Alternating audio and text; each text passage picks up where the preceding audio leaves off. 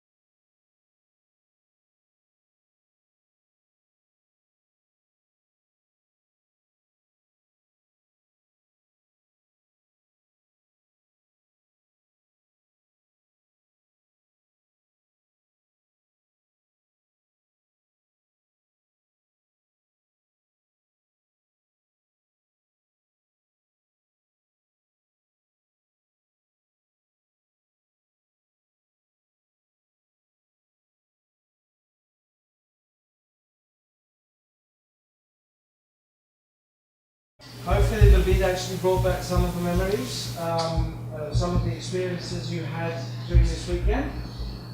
Okay. Now, the next and final guest plenary speaker, what can I say? What can I say? He's one of the most prolific material writers, especially when it comes to resource books.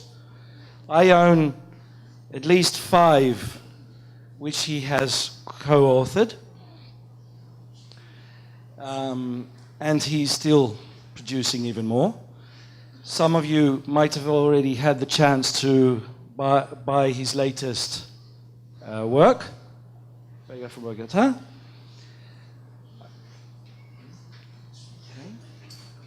And without any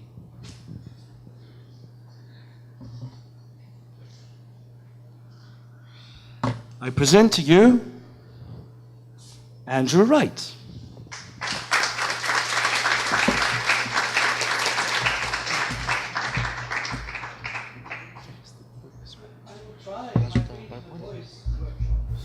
I'm going to try to speak with my diaphragm. Can you hear my diaphragm at work? Live streaming. On the live stream. The outcome is we're recording, it's being live streamed, there's no microphone.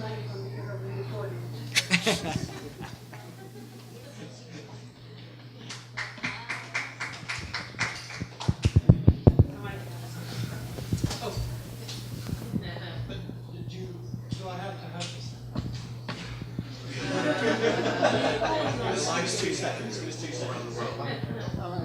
We'll transfer over. They can't hear you with that mic.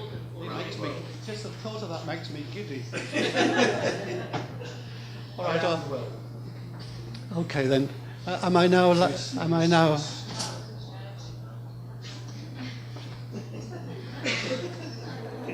Good evening, everybody.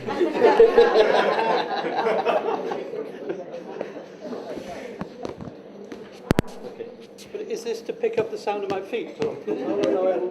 Oh, really? Oh, I see. Oh, that's fantastic. But can we just try it and I can forget about it? Does it work nicely now? Oh, wonderful. Thank you very much indeed. Lovely. What was I going to say now? Oh, yes.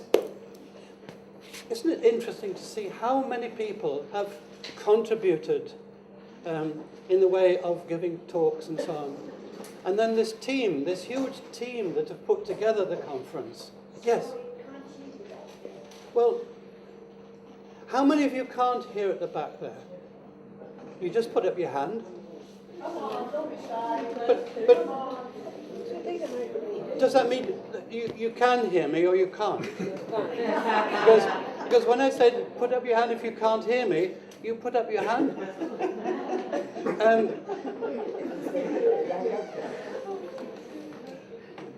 What shall I do? Okay, what shall I do? Use the mic. All the English journalists in the CNN and BBC, they say the top stories today are the breaking stories. And it's not a homonym. They mean stories. So for me, this is a very important beginning. It's so easy to think if we're language teachers, oh, can I use stories to help me in my English teaching? Will they help to get the students through the exam? And of course that's your concern. You're honourable people. That's what you want to do. But in this talk, I want to share with you my feeling of stories are vastly more than that. So that's why I'm starting off with this. Now, I've got this little flicking device here. Oh, yes. So this is what I'm going to attempt to do in my talk with you now. Why they're so important and how they affect us. And then go on to the classroom after that. So the first part of the talk is just about stories, not particularly the classroom. The Milky Way. Now, I must tell you, a family story to go with the Milky Way. The little town of Whitby is on the northeast coast of England. So if you can imagine my hand as England with Scotland at the top, London at the bottom here, then Whitby is halfway up on the right-hand side. Captain Cook sailed from there. And it's my home, one of my hometowns. My mother's family came from there. In fact, my ancestors on her side are buried in the old cemetery on the top of the cliffs, which are falling down. And so every so often people's legs stick out of the cliffside. but wonderful thought. Oh, there's Grandad. Yeah. So, Whitby. Oh, yes, and that's right. Bram Stoker, of course, wrote the opening chapters of Dracula there. He imagined that two-masted bark, sailing boat, out on the sea in a dead calm, but with all the sails set. And people watching from the cliff tops could see that boat just tipping to and fro with no wind in the sails. But they could also see the clouds and the far horizon beginning to twist and twirl, and they knew there was a storm coming. And they knew it was unwise to have all the sails up like that, because if the wind hits the boat, it can turn it over. So they were watching, and then that great boat drifted in through the harbour mouth, and then crashed on Tate Hill Sands, and the black dog leapt off the deck onto Tate Hill Pier before running up the 199 steps to my great-grandparents' cemetery, with blood dripping from its jowls. That was the start of the Dracula story. That was from my Whitby. Why am I telling you this? Well, I had to tell you about the Milky Way. That's right. Oh, thank you so much. Yeah, carry on reminding me. You know, I was lost in that story. Really, what I wanted to tell you was we have a house in Whitby, and some years ago when I was there with my first family, our son Tom, he was 8 years old, and it was the evening time, and he hadn't come home. And there's a big harbour there. And so, of course, we were a little bit nervous, and I said, I'll go out onto the pier to see if he's out there. And it was a starlit night, no moon, but I knew my way across the pier, big slabs of sandstone. I went towards the end of the pier, I couldn't see him anywhere, and then I saw at the end, oh, can you hear? Oh God, I wasn't talking into it. And then at the end of the pier, I saw a big nest of ropes.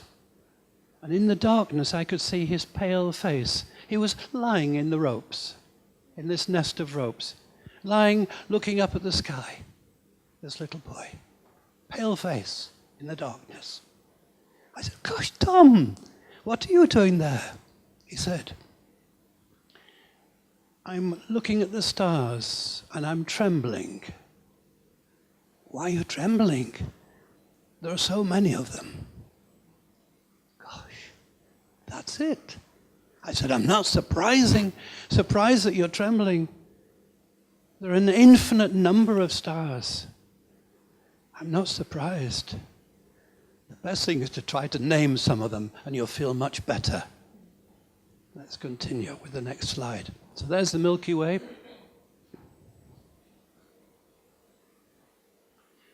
$200 billion stars. Well, these are wonderful figures, aren't they? I don't know what they mean. There's so much. Infinite complexity. It's too much for us. There are more stars in the sky than there are grains of sand on every beach and in every desert in the world. Gosh, gosh, gosh.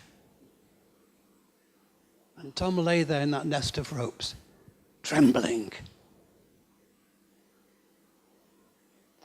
My mum, here's my mum. I painted her. This is my portrait of my mum. She was about 50 then, I can't remember. But in the same place in Whitby, I think I must have trembled because I remember my mum telling me how to find the plough. We call it in British English the plough. In America, they call it the Big Dipper, Marjorie. Many names for it. She showed me how to find the plough. And she also pointed out to me that if you multiply from Merak and Dubha that way 5 times, you'll come to the polar star. And that's very useful because it doesn't change position. You can use it as a way of finding your direction. I've put in the number of light years they are away from us. Merak here, 79 light years, and Dubha there, 124. We can see it as a plough or a Big Dipper. We can see it. You know what a plough is, don't you? The farmer cutting the earth with a plough. We can see it as a plough, and we're so relieved because in that mass of Milky Way, it's too much for us. We can't name anything. We can't we feel comfortable. There's the plough. But what existence does it have? None. If you change your position in space, then these stars don't have that relationship with each other anymore. It's just a fabrication on our part, but a kind of a reality. Isn't almost everything like that? Because we can name it and we think we've got it.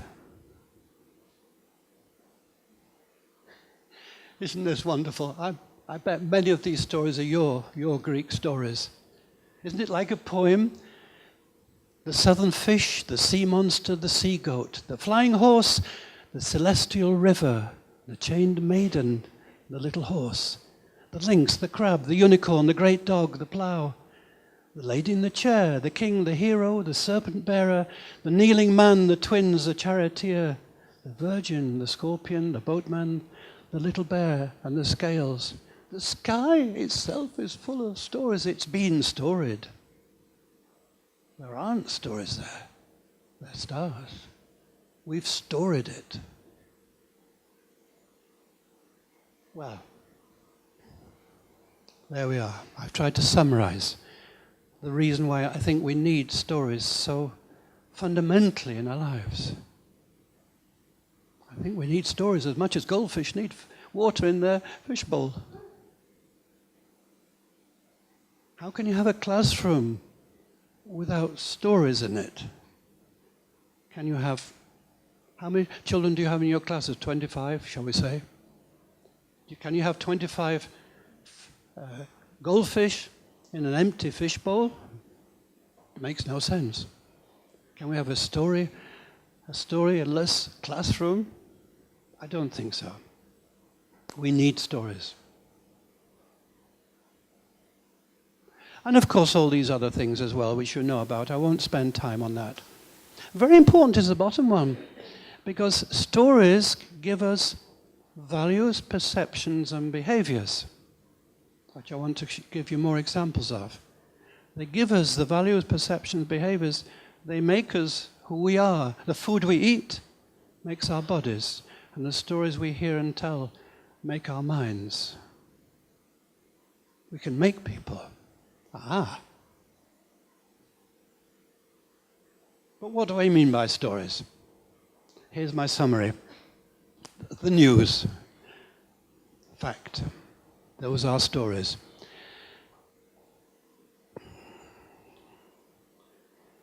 Fact. Julia and I, my wife here, Julia, and I came a few days earlier to see this wonderful part of the world. And we went to the royal tombs. We went to the theatre. Now there's an amazing fact, isn't it? That your Philip II sorted out this part of the world. He sorted it out. It was hard work. He had to be a great diplomat and a great leader. He sorted it out. He managed to build a great palace there. He was on top of things. And then it was his daughter's wedding day. Well, that was the peak of his life. And at that moment he said, I'm confident.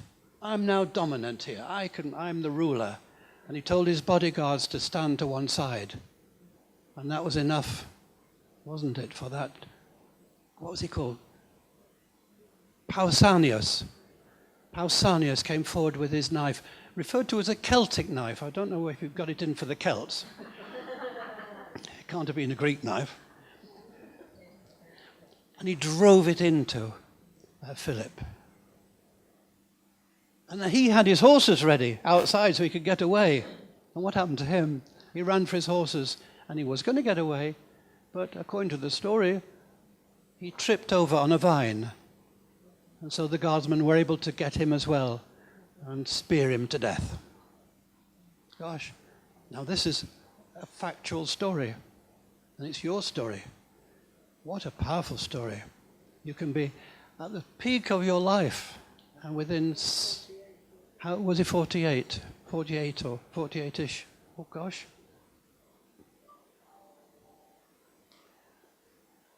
Fiction? All your wonderful fiction here. I kept on referring to Bellerophon today because it's one of my stories I like so much. Bellerophon on Pegasus. So dominant in the sky. Oh, I could do anything, he said. I thought, why don't I go up to heaven? And Zeus saw him coming and sent a gadfly to nip the haunch of Pegasus, who threw off Bellerophon, who tumbled down through space, through a thorn bush which plucked out his eyes into rocks which broke his bones.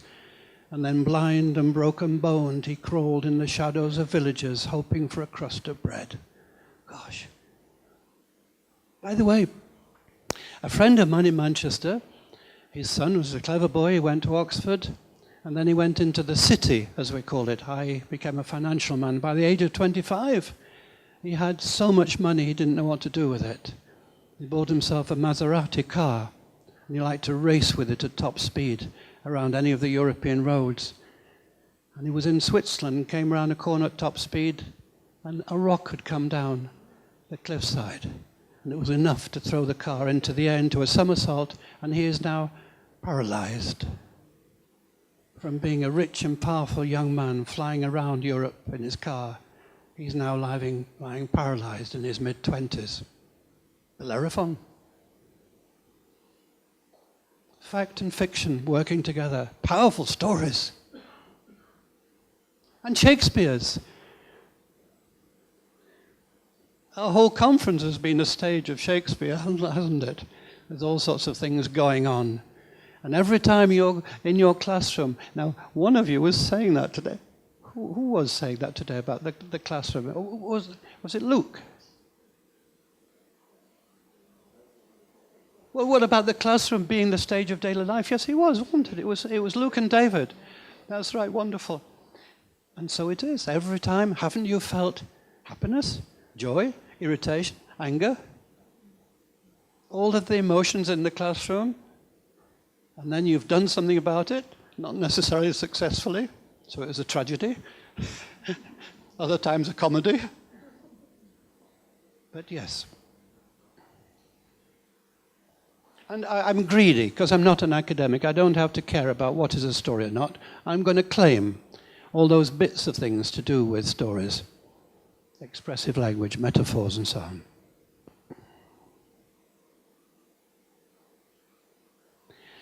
Yes, values, perception, and the behaviors make us who we are. And that's not missed as an opportunity for all of these institutions to try to make us. Because it's very convenient if they can make us in the way that we vote for them or buy their products or whatever else it might be. I'm going to go on now and show you how I've been made. Not because I want this to be too self-centered about me.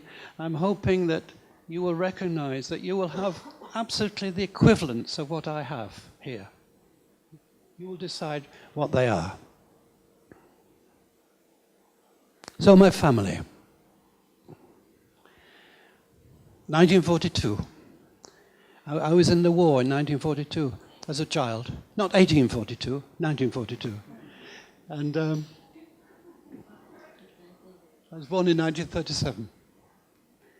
And I had a toy car, one of those little wind-up clockwork cars, and I loved it. And it stopped working.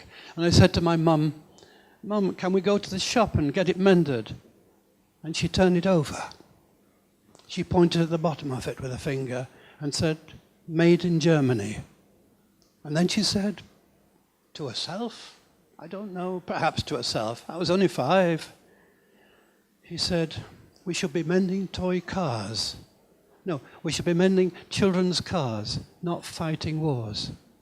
My dad was away for 6 years. Our husband was away for 6 years. Every night we were going into the air raid shelter. The house next door but one was blown up. At that moment in the war, under all that stress and strain, what she said was, we should be mending toy cars, children's cars, not fighting wars. Powerful stuff. Values, perceptions, behaviors. How was she building me?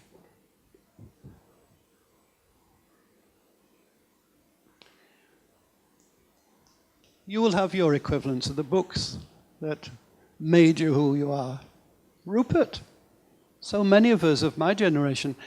Alec, you're not quite my generation.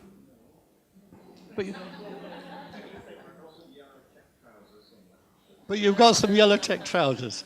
Were you brought up on Rupert? And Ken? Many of us were brought up. And this great little bear, you know about him. He was always going out. He left his house and he went out into adventures. And I chose this one because he's going behind this waterfall. He's taking risks. And my mum was very happy to read that. You'll hear more about my mum. Charles Dickens, Great Expectations. I started reading Charles Dickens when I was 7. I was absolutely absorbed in the richness of people, all those personalities and characters and so on. I read Great Expectations when I was 8, from cover to cover, 850 pages. My mum reported that I read it and chuckled all the way through. And when I'd finished it, I said, Mum, who makes books and who does pictures? And she said, well, it's authors and illustrators. And I said, that's what I want to do. So there's Charles Dickens making me, reveling in all these characters that we are with. Just the other day, Julie and I wanted to go to the tombs, the royal tombs. And we had a taxi driver who was willing to take us there for, I know it's a lot of money, but it wasn't really a lot of money for him. It was €100. He would pick us up at the hotel here, spend all day with us, and bring us back again. It's not bad, is it? It's good, isn't it? It was good. Mind you, it's a lot of money to find, but still, it's very good. And then at the last moment, he had to cancel it. He said his car had broken down. But he would try to find somebody else. He found somebody else, but we didn't know whether he was as nice a man as the original driver and whether he just kind of put up with it. So I was a bit anxious. When we went out to the car, I felt even more anxious because he was an enormous man in a very small car. His head had to bend over slightly like that to be under the roof. And his knees came up on either side of the steering wheel. If you could, by the way, I've got this in one hand and this in the other. If you could imagine, his knees on either side there. And these enormous arms and these knuckles. I thought, God, one swipe from those knuckles, I'm a dead man. And he looked very grumpy. So I tried to talk to him. And clearly, he was like that philosopher of yours that lived in a barrel, who said, don't speak, just listen. What was it called? I can't remember. Yeah, there you go. You had a lot of great Greeks. Now, so he was in this little barrel of a car. But I got him to speak slowly. And by the end of the journey, we were talking about how to improve his English. And I was suggesting maybe you could watch videos in English. He said, I don't have time. I don't have time for that. No. I said, what do you like doing? He said, reading. I said, oh, what are you reading? He said, I've just finished the 10 books of Herodotus, and I'm going on to Socrates next. And by this time, we'd got back to the hotel. And Plato, oh yeah, sorry. Yeah, isn't that wonderful? It's a true story. Extraordinary characters, straight out of, well, some extraordinary creature out of Dickens, huh? Isn't it wonderful? I love it.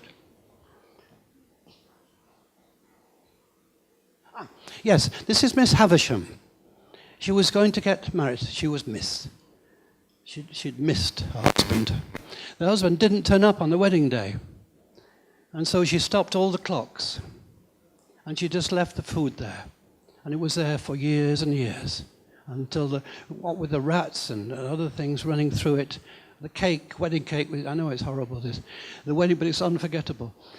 The wedding cake was hollowed out by rats and so on, and she walked around in a wedding dress year after year, with a clock set at the same time. And this is Pip coming to visit her.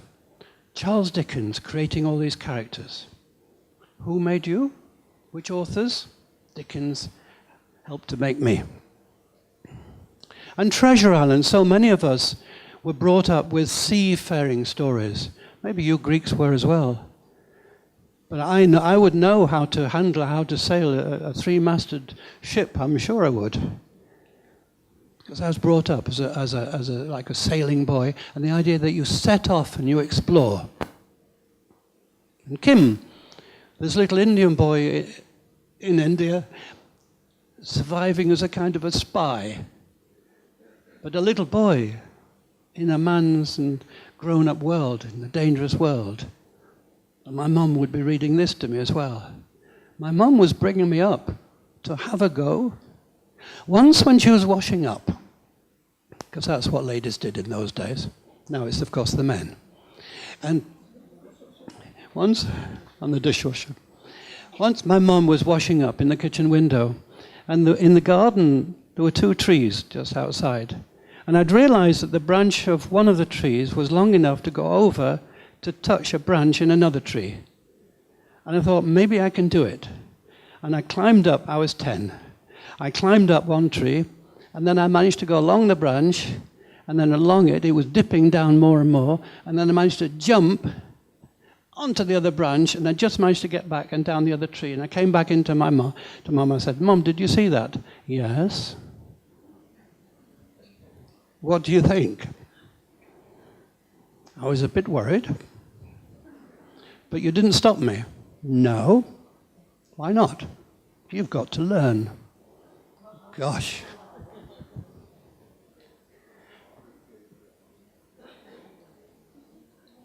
And then, of course, Arabian Nights. More adventure, going out.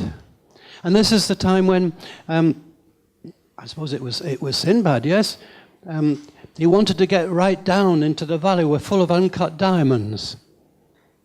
And he tied himself to this great bird's leg. I loved those stories.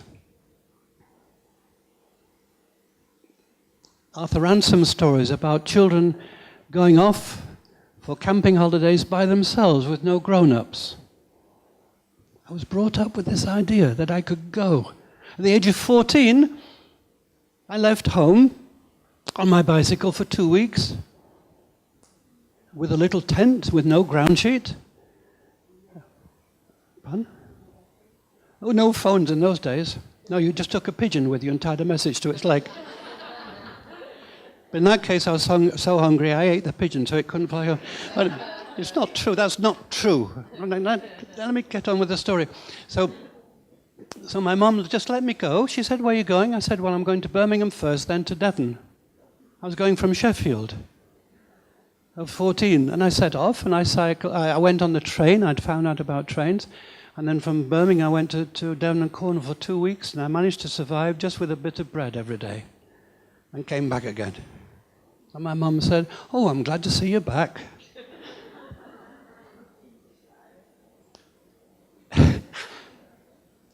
The children in this book ran away from home and lived in the forest. My mum read that book to me as well. I think she loved me. I just realized. And Wuthering Heights. And my home, when I lived not in Whitby, but near Sheffield, was my running area with my dog. And I would go for hours, even in the snow, in that area. Heathcliff. The grim Heathcliff, living in that wild moorland. Ah, right, anyway, there we are. That's from my literature. The church, they made me as well, the Good Samaritan story particularly. Who said, I'm going outside I might be some time. Captain Oates, yes. Now, did any of you Greek people know that it was Captain Oates? Let me tell you why Ken and, of course, Alec know. We were all brought up on the idea that when Scott went to the Antarctic with his team, he just missed getting there first. A wretched Norwegian boy was there 2 weeks before him. And when he got to the South Pole, it said on a post there, it said, Yabu got here first. By the way, that bit of it's not true. Forget that. So I'm just being silly and childish. But he was 2 weeks late. Then they turned around to get back to base, but Captain Oates had a bad leg. He was wounded. He couldn't go fast enough. And one night in a snowstorm, he decided he must leave the team and die so the team could get back. And he said, I'm going outside. I might be some time. Typical British understatement. But we were brought up on that story. And I was talking with Alec about it. And he was pointing out to me, yes, there can be good sides to that, and not so good. So in one way it is, we can look at it now and say that's magnificent that he gave his life so that his friends might get back to base. But that same kind of blind loyalty, you could call it, to the team could also lead to the Light Brigade charging into the Russian guns. What stories have made you? What bits of history have made you, helped to make you what you are? There he is. Battle of Britain, I was a little boy. Famously, a pilot came down, having been fighting the Germans. He came down, one wing was hanging off, and the fuselage full of bullet holes and blood coming out of his helmet. And the mechanic said, "How are you, sir? How did it go?" "Oh, bit of a bumpy ride, I say." The understatement. We were brought up on that idea. Just touching on something, which is a huge area, I've been talking mainly about stories with words. Storytelling is through an orchestra, not a solo instrument. Not just words, but it's also visual. And here we are, the typographic language, the design of the M, the design of the R. They're telling a different story, aren't they? My school, I had a classical education. My school was built to look like a Roman building with a huge pediment and columns and so on. Architectural storytelling.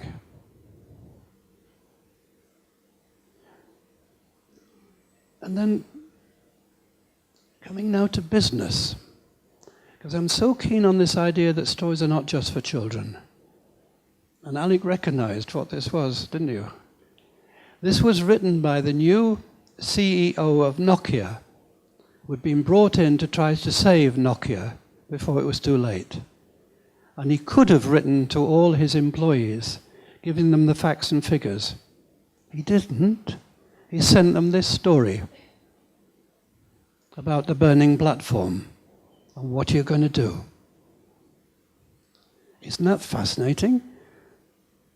That an international businessman should choose to talk to his employees about a very serious matter through a story. Telling them we're in big trouble.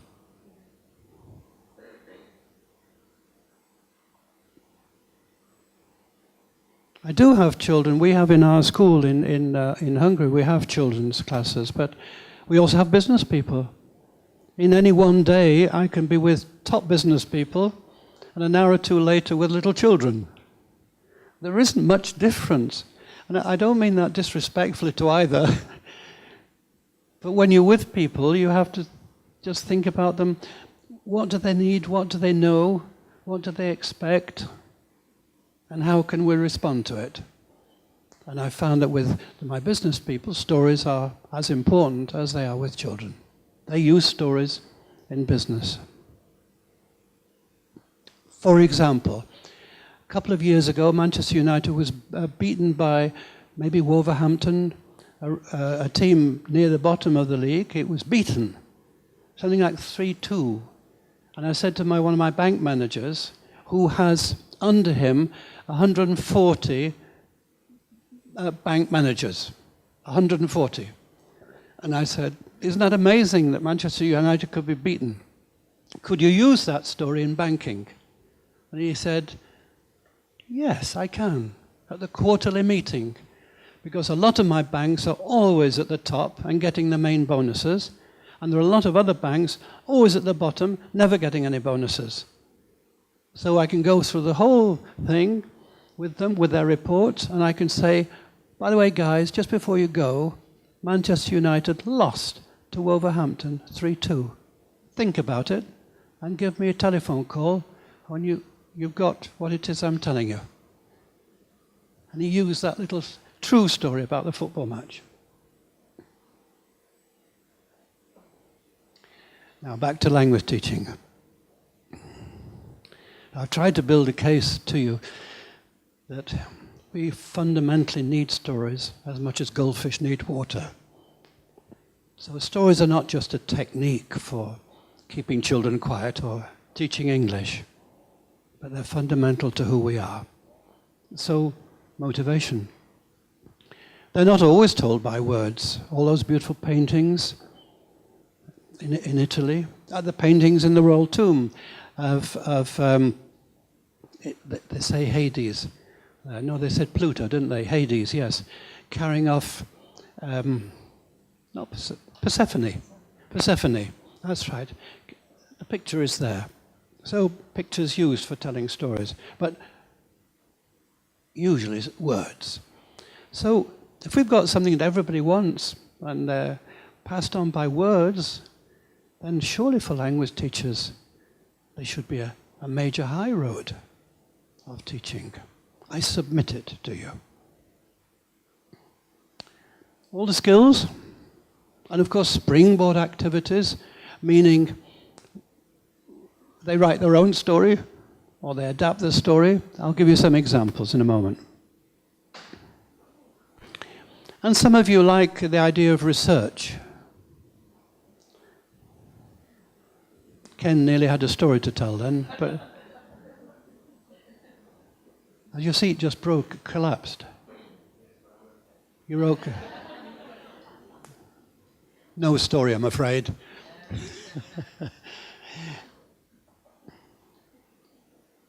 Yes, some of you like research. I suppose you all know about Stephen Krashen. And he's come up again and again and again with this research that stories, reading, he's particularly interested in reading, but he's told me, that listening is just as important. And he's able to show that the students don't lose and waste time doing that, but they benefit in every kind of way. May I just tell you a story that Stephen Krashen told me the other day, which is my favorite story. I just told my colleagues at the coffee break, they seem to like it. And it's very, very useful to me when I'm traveling around. It goes like this. There was an old man walking down the road when he met a frog. The frog said, "I'm not a frog. I'm a beautiful princess. And all you have to do is to kiss me, and I'm all yours." So the old man bent down and put the frog in his pocket. And out of his pocket came this muffled voice. "I think there's a misunderstanding." That's rather good. "I think there's a misunderstanding. I'm not a frog. I'm a beautiful princess. And all you have to do is to kiss me, and I'm all yours." And he said, "Now listen, when you get to my age, it's more interesting to have a talking frog."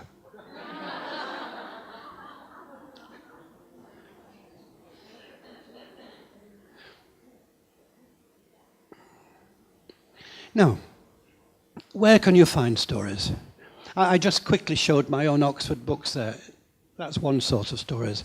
But you've got so many sources of stories. the internet now is rich. You just type in stories and they're there. Short stories, you get short stories. Urban myths, urban legends are wonderful. They, by the way, are great for the whole age range. Some are more suitable than others for the very young ones. Do you know what I mean by an urban legend? Let me tell you an urban legend, and then you can decide. You'll find them in course books, because course book writers have picked up that urban legends are a good idea, but you can get lots of them from the internet. Here's one. I always hear them about a Manchester family, because that's where I used to live. So a Manchester family went to Australia for a holiday.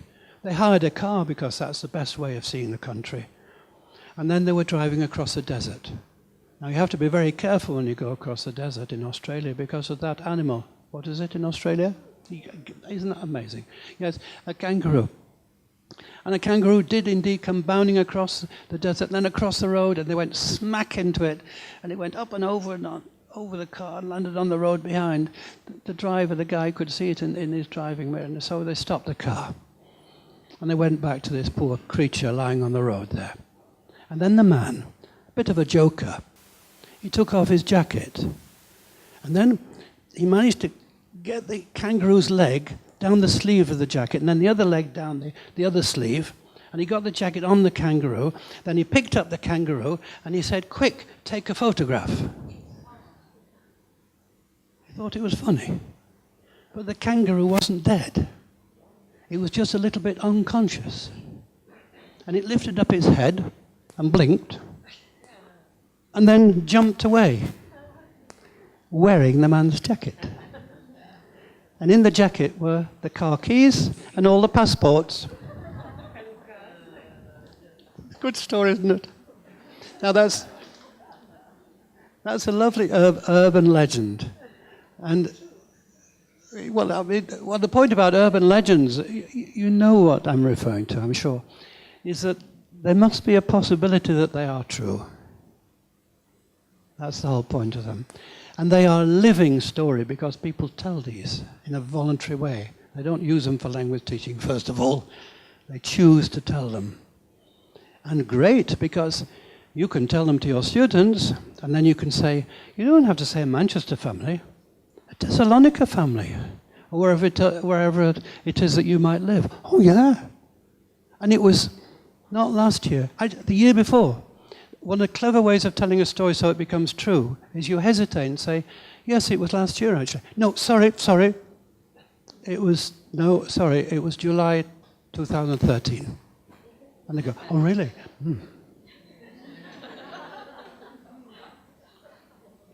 By the way, if you ever tell a ghost story, make sure you put in some facts like that. And above all, the person... the people who see the ghost, or realize the ghost is there somehow, should be, you've got a choice. Children, because they're too innocent to lie, or they should be servicemen and women, like policemen and soldiers, because they clearly don't lie, they're so down to earth. So if they see a ghost, they must have done. That's just one of those little tips. And then also be very precise with the date and the location. Little tips going by. So there we are, and from your own life. Those of you with me doing your stories for them know what I'm talking about there. Any difficulty that you have is potentially the seed of a story. I think I said it a little bit earlier. The little bit of grit which can go into the oyster to make the pearl of a story. Any difficulty, and the struggle that goes with it. Any. One colleague here was saying to me over coffee, but Andrew, you don't realize I can't tell stories. And to tell me this, she came forward and she said, Andrew, I don't think you realize, but I can't tell stories. And I laughed at her. I said, you've just, in a way, told me a story. You've shown with your whole body your wish to give me an idea. And you've done it with your body and your words and the vocalization of your words. That is storytelling. I said, look, watch this. You didn't do this. I think I should tell you, Andrew, that I can't tell stories. And I might have said, no, I don't think you can. Although James Dean, do you remember James Dean? When he developed that thing of kind of hesitancy, didn't he? Not fluency in talking, and that became itself quite a powerful thing. In a way, everybody can have their own way of telling stories. For example, if you're a natural pedant, you can say, once upon a time, not twice. So you can find your own way of telling stories.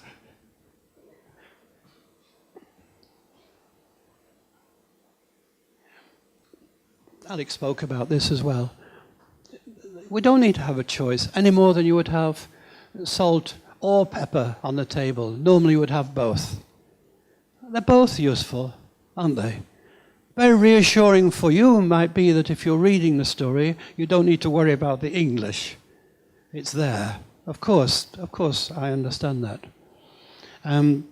Also very important with the stories is that reading stories from a book is that they feel the power of books as a source of stories, not just the internet. I think you know those ideas.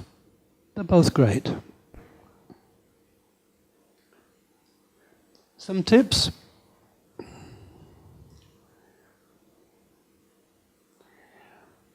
The very first one is important. In my workshop today, you may have got your story ready and you're quite sure about it, but are the students ready to listen? If they're not ready to listen, it'll be a disaster, however good you are at storytelling. So that tip is ways of getting them ready for a story. So let me give you some examples. The easiest thing is to say, if you quite often tell stories, let me do it that way around, and then I'll do it for beginners in a moment. If you quite often tell stories, then maybe you always have a story cap on, or you have a story bag, or a story box. I like the idea of a wooden box, which you always have on your teacher's table. And then when you see there's an opportunity for a story, and without saying anything to the students, you can go across to your table and pick up the wooden box and just hold it and look at it. And then open it. Because they know that that will mean she's going to tell a story.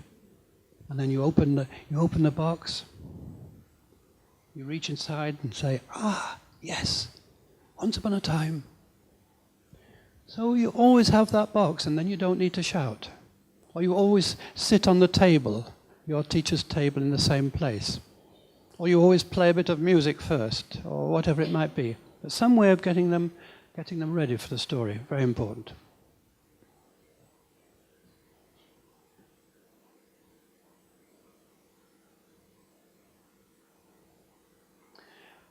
For me, of all of those things there, that word chunk is huge in importance. And again, forgive me, in the workshop I mentioned this.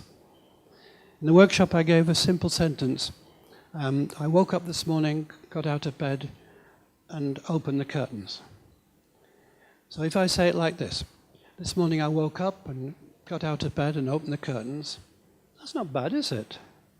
It's quite clear. It's not, this morning I woke up, got out of bed and opened the curtains. It sounds quite interesting. This morning I woke up, got out of bed and opened the curtains. But let's try chunking it and putting in a bit more hesitation.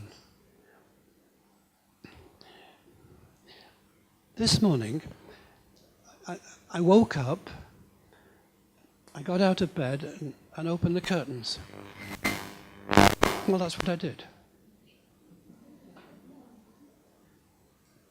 But by chunking it, it has a tremendous effect on people.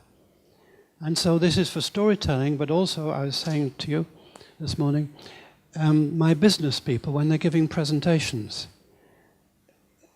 they quadruple their power in their committees and their meetings by using this idea of chunking. It gives them authority. They sound as if they're reading this with consideration. They're thinking up each of the ideas themselves. It's not just rambling it out. Chunking is very powerful. And the brilliant thing about it is that, as far as I know, it's not been studied by academics, and so there are no grammatical rules for it, as far as I know, thank God. And so you can't be right or wrong. Correct me, Ken, if you... Are there any people who have studied it? Thank you, Ken.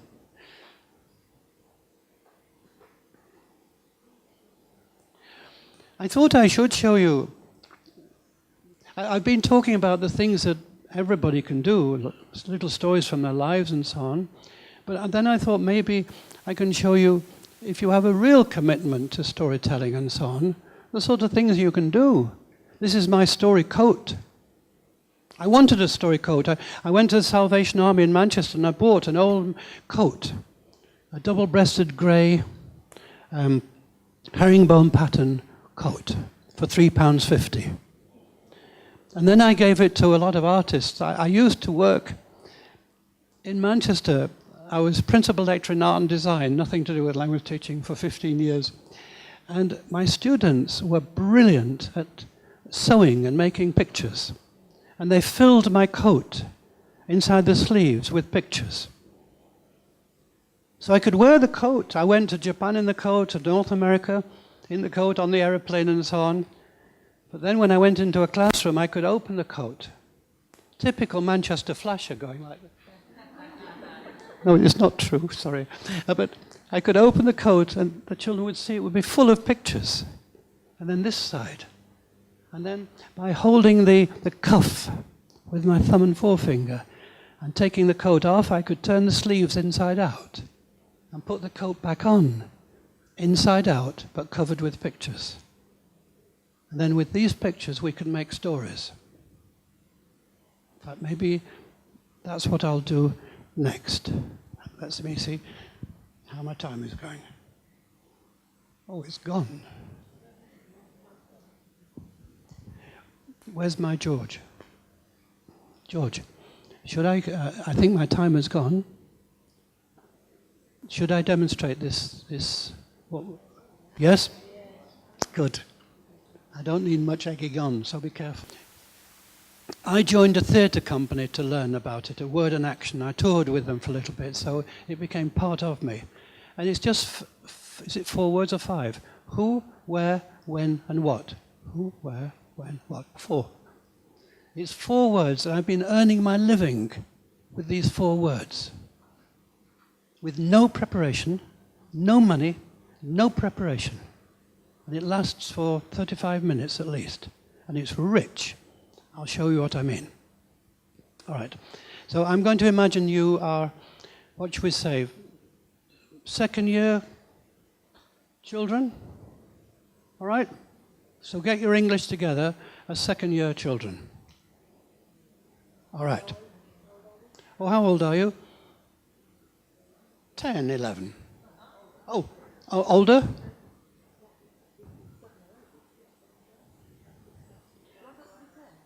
A bit.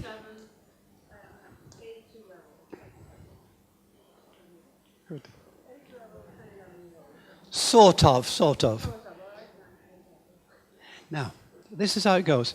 So I'll do it with you, as if I'm with you as the children, and then I'll stand here to comment on what I'm doing. Right. You ready? I'm not using the coat now. I could use the coat for the same thing, but I'm just using these words like you could. You're going to make a story. They look at me, they've never seen me before. You're going to make a story. Who do you want your story to be about? They've no idea what I'm talking about. Who do you want your story to be about? A man, a woman, a boy, girl, or an animal? I'm supporting them. We call it, you probably know, scaffolding.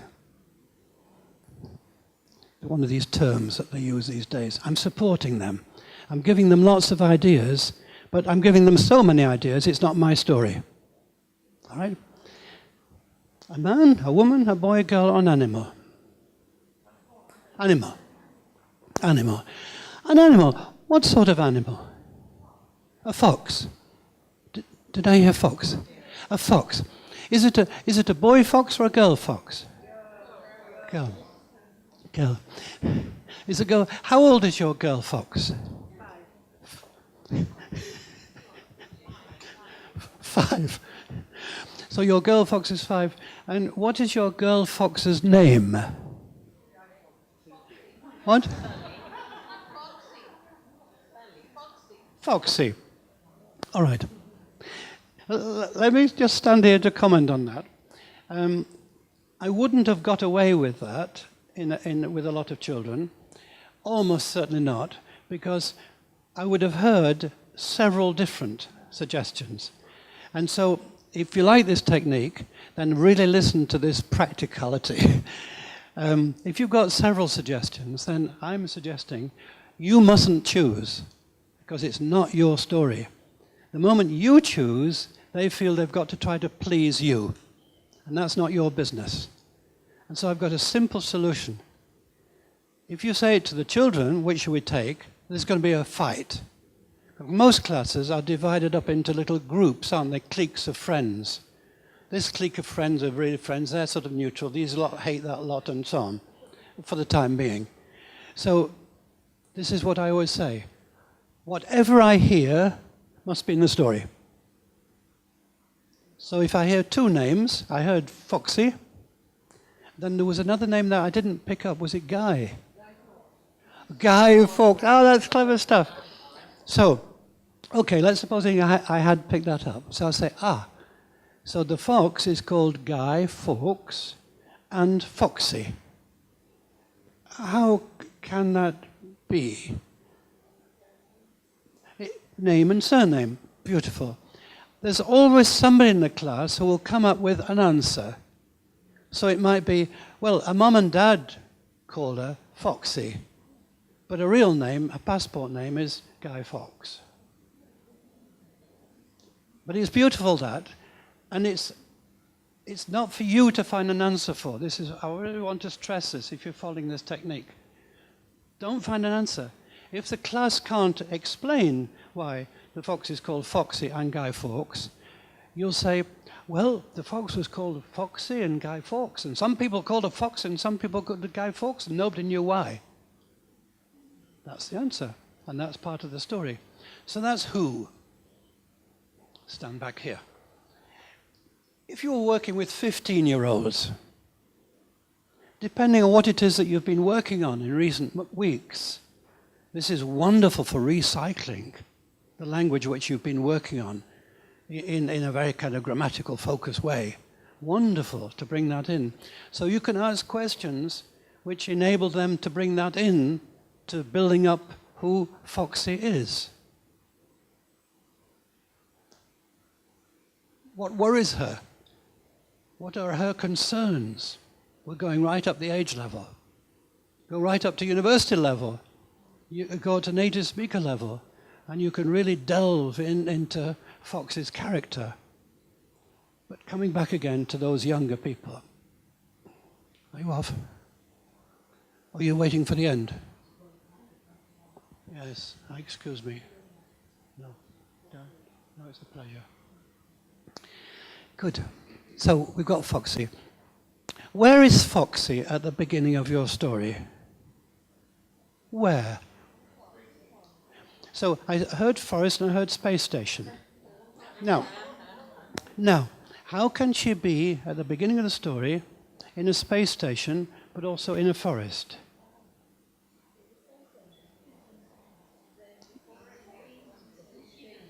There's a forest in the space station? She's in a forest dreaming about a space station. Lots of good ideas. I must say now I'm caught, because now you've suddenly become very creative. And I promised to have everything I heard in it. So I'd have to have, there's a forest in the space station, or she's in the forest dreaming about the space station, or the space station hidden in the forest. Nobody knew quite where she was. But she was in a space station, and in some way that was related to a forest. When did the story begin? Last night. Last night. Well, that could be last night for her, and for you it could be early in the morning, yeah. By the way, with that question, if they're not quite sure, wonderful to go through the seasons, the months of the year, I could say. So when did the story start? Was it in the winter, the spring, the summer, the autumn, or perhaps January, February, March, April, May, June, July? Monday, Tuesday, Wednesday, Thursday, Friday, Saturday, Sunday? In the morning, in the afternoon, the evening, or the night? Wonderful to recycle all that language. If you want to do time, you can say, what time was it? But coming back to it, what we know is it was late in the night, and some people think that's early morning. You can put in here, what was the weather like? Snowy. And I heard rain. So it was snowing and raining. And so, sorry. Cloudy with meatballs. Cloudy with what? Oh, is it film? Ah.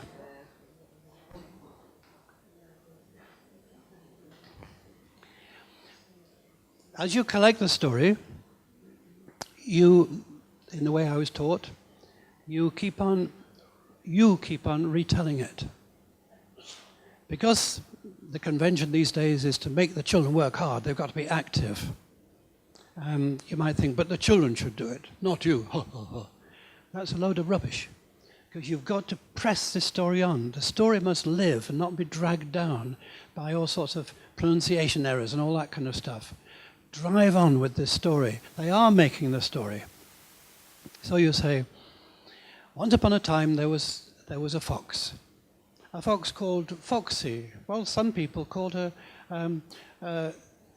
Guy Fox. If you can't remember very well, that is fantastic. Why? Because they're listening to make sure that you get all the ideas in. So you can't lose. And if you, for example, keep on getting something wrong, what I found is I sometimes forget one particular bit of information. And when I get to the retelling of the story, and I get to that point, a whole class of 50, I would do it with numbers up to 50, by the way. When I tour as a storyteller, I get paid according to the number of children in the class, and that's why I'm very happy to have 50 or 100. Try true. But the whole class can lean forwards to see if I'm going to remember, which is very nice. It's very nice. This is active, isn't it? And so we get to that point. In the theatre company I was in, they then do something else. Every so often, they get the children to act out the story so far.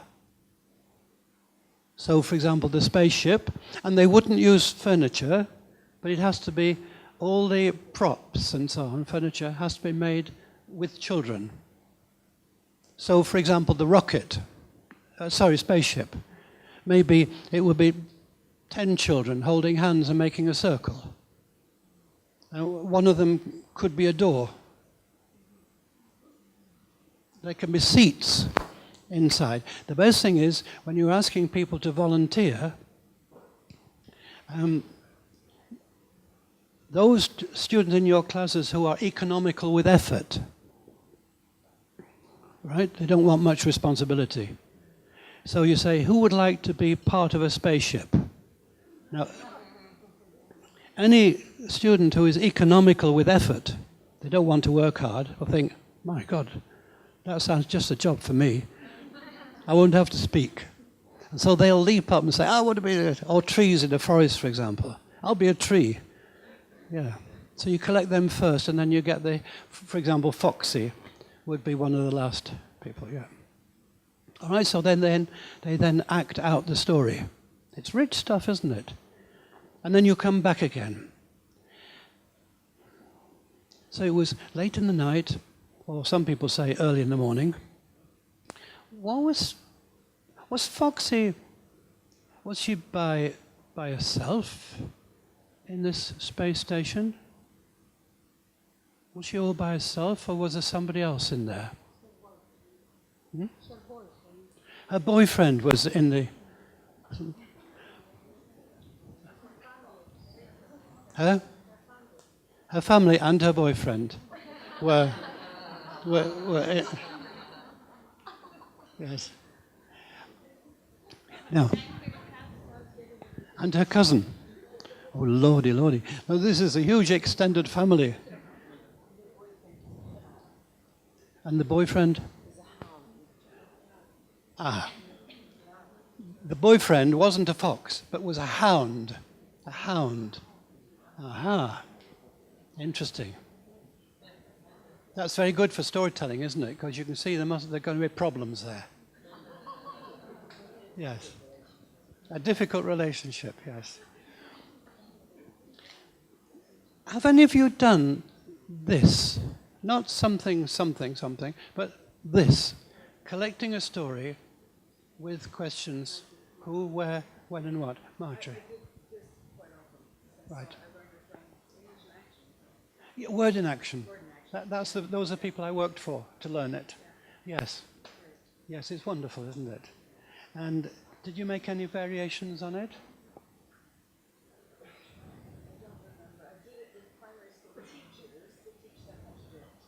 Right. Yes. Yes. 2 weeks ago, I was at a primary school, well, it was lower than primary, infant school in Romania. And I had a class of 5, 6-year-olds. And I'd agreed with the teacher to do story making. Oh, sorry. My wife, Julie, here is making sure I speak into the microphone. Thank you. I'd agreed to do it. So I began by saying to the children, hello. Nobody spoke. And I said, can you speak in English? Nobody spoke. And I said, what's your name? She didn't speak. I said, what's your name? She didn't speak. I thought, how am I going to make a story? Now, in this case, what I did was, I learned this in Istanbul many, many years ago as an idea. I went to the board, and I took my pen, and there was a board there, and clearly I was going to draw. And they were waiting for me to draw, and then I stopped and said, is it a man or a woman? So they just had to say one word. And someone said man. Good. Oh. Has he got a round head or a square head? Round or square? And somebody said square. Oh, by the way, I can't do it very well, but when I'm working with children, I always slap my head. I don't know why it's so incredibly attractive to children. And as a technique for controlling a class, it's without parallel. Unfortunately, as a technique, it has devastating effects. So most of you may not like to do it, but I can tell you, in one of the classes in Romania, the whole class, whenever they spoke, started to do this at the same time. I'm sure for years to come, whenever they speak to an Englishman, they start doing that. Because that's what English people do. Anyway, so it came to, and then I said, his nose, I'm going to draw his nose. I'm going to draw his nose. I went to the board and then stopped. Has he got a pointed nose or a round nose? I was giving them choices. I don't even know if they knew those words, but they were choosing what I'd said. And normally, repetition is totally empty of meaning, isn't it? It's just repetition. But they repeated a word, they repeated a word, and then they saw it turned into a drawing. They saw themselves making a drawing with minimal English. So one of them chose, I think it was a pointed nose. I said, And then I turned around again. Is it a little pointed nose or a big pointed nose? Big pointed nose. Is it a big pointed nose or a very big pointed nose? Very big pointed nose. Is it a very big pointed nose or a very, very... It goes on and on and on. They love that. And so gradually we built him up on the board. And I'd use the same idea: who, where, when, and what. And they created a story. They created it, and they created the drawings with me being their artist. And then they had a record of it. And so afterwards, it was left in the school, and they could retell that story, which they had made. So there we are. What I want to really emphasize is, if you're working with top-level people, Wuppertal. Was it Wuppertal? It was a German or an Austrian town. Maybe it was Wuppertal. Doesn't matter. I was in a gymnasium. I was given the top of the school. I was given 90 17-year-olds whose English was almost perfect. I did exactly this technique. And they created a woman in a cafe late at night. And then one of them wanted to say that she was thin, but somebody else wanted to say she was slim. And somebody said, what's the difference between thin and slim? And I said, well, maybe discuss it between you and suggest an idea to me. And one of them said, well, we think that it's a little bit like a freedom fighter and terrorist, thin and slim.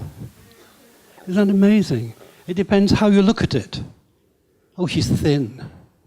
Isn't she slim? Yes, freedom fighter, interesting. And so they put her into the cafe, and then there was one moment when she was smoking. There was one moment when she was smoking. And I said, how is she smoking? And somebody said, she's smoking slowly because she's sophisticated. And then somebody else said, but we said she was nervous. So she's smoking slowly, but her fingers are trembling. That is real writing, isn't it? So there's a technique which you can use with little 5-year-olds, or you can take right up to the most sophisticated level, and you push them with the English. And it's the best possible thing I can think of. I'm stopping now. So I have to stop. If you're interested and would like a newsletter from me about all this business of stories and storytelling and so on, please write to my email address.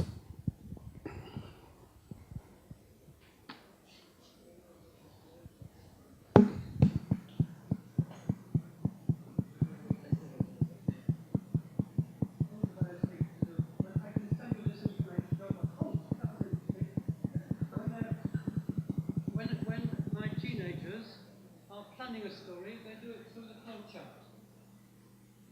So this is the main story, trust the main story here, and then these are the details that he or she is simply adding up. And I can look at that, and I can, oh sorry, and I can look in just a few seconds at the plan of that story and see the whole story. So that's what that is. I'll finish on this. I bet many of you get their children to write their stories in their school exercise books. I'm putting it to you that this is not a good idea. Stories are much more important than school exercise books. If a story is worth anything at all, it should be in its own book, a proper storybook. It should go into the school library. It should go onto the internet. It should go into exhibitions. And then, it's not you who's receiving, they're not writing the story for you so you can mark it late at night with cups of coffee. No, your relationship with them changes. Their story is going from them to the outside world. And you are the helper, helping them to do the best story possible for the outside world. Your relationship with them changes. And then they are begging you, please help me with the grammar. Yes, when I've got a moment. Oh. It changes everything. They're begging you. You don't have to say, you'll have to do it very well, it's going in a book. If you don't, you say it's going in a book. And it could be around for the next 50 years, and your grandchildren will be wanting to look at that book and see what you've written. I want to do my best. Here's a zigzag book. With the cover, and then 2, 4, 6, 8, 10 pages So it's a cover and 9 story pages.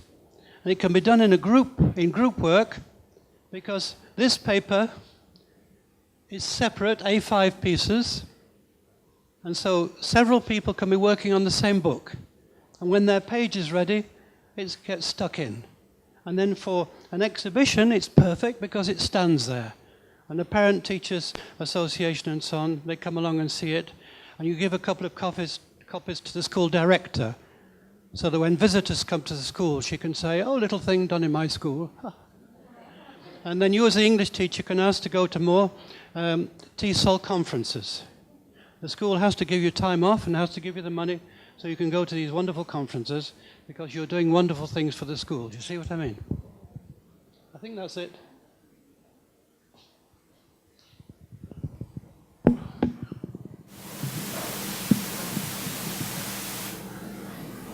Stories are not a technique for language teaching. They're not. And if you treat them as a technique, you'll kill the goose that lays the golden egg. So be careful with all those comprehension questions and all that kind of stuff.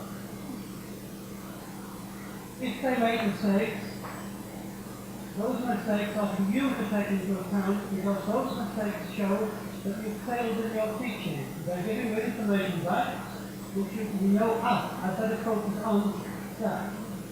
So it needs a storyline. Don't just stand there. There we go. I hope you found it. I'm sorry to be rushing it.